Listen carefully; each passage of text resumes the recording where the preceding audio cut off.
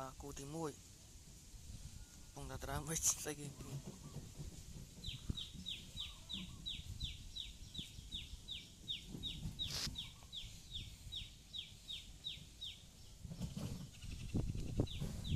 khối nè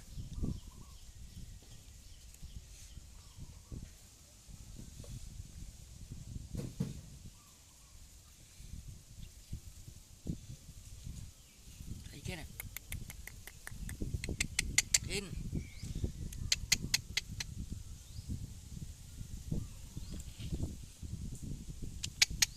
again thấy nè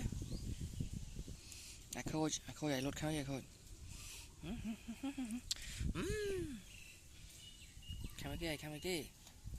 khôi nè mở bông côn mở vía khôi nè một quẻ hao một khôi vậy nè